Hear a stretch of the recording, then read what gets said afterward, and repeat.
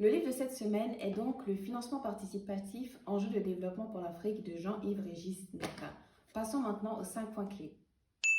Alors tout d'abord, je tiens à vous dire que comme vous, je suis sûre, je me suis dit que le livre allait être super ennuyeux, que ça allait être rempli de termes techniques, que j'allais m'ennuyer. Mais à ma grande surprise, c'était très captivant, très intéressant, enrichissant. Il y a beaucoup de petites références historiques, d'anecdotes et tout sur nos personnages historiques comme Mansa Moussa, sur sa fortune, sur nous-mêmes, nos habitudes de consommation, nos traditions. Mais surtout, on apprend que la première fois que ça a été utilisé en ligne, c'était en 1997 par un groupe de rock qui s'appelait Marillion et qui devait aller faire une tournée aux États-Unis mais n'avait pas les moyens. Ils ont fait une levée de fonds, enfin financement participatif sur une plateforme en ligne et ils ont pu récolter 60 000 $ grâce à leurs fans et les personnes qui voulaient les voir en concert. Le deuxième point également, qui a été très instructif que je ne connaissais pas, c'était qu'il y a une organisation qui s'appelle The Charities Aid Foundation qui classe les pays par ordre de générosité.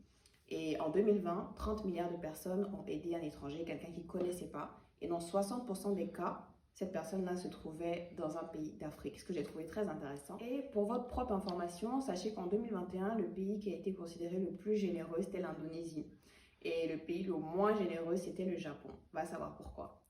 Le troisième point, c'est la différence qu'il faut absolument faire entre les tontines et le financement participatif dont il est question ici. Les tontines sont très populaires en Afrique, c'est un fait. Par exemple, en 2020, plus de 20% des adultes en Côte d'Ivoire disaient avoir épargné dans un système de tontines. Et l'année d'avant, au Cameroun, plus de 400 millions de dollars ont pu être mobilisés dans ce cadre-là également. Donc, il y a un fort potentiel.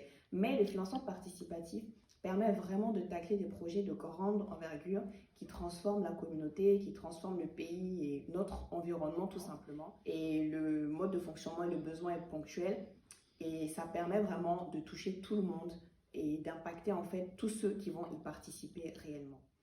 Quatrièmement, dans le livre, on se rend compte que le financement participatif est un atout potentiel de lutte contre l'immigration clandestine. On se rend compte également que dans 53% des cas, c'est les amis et la famille qui financent le voyage de ceux qui partent à l'étranger.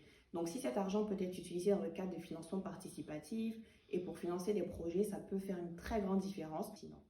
Alors, le cinquième point, c'est vraiment le fait que certes, il y a un potentiel, certes, on a les habitudes d'épargner, de cotiser, d'aider l'étranger et tout, mais on compte à ce jour 5 pays où il y a un cadre juridique vraiment bien défini pour l'utilisation du financement participatif. C'est le Nigeria, le Ghana, le Maroc, la Tunisie et l'île Maurice. Alors, les 5 points clés, c'est terminé pour aujourd'hui, mais avant de partir, je vais vous donner un petit bonus.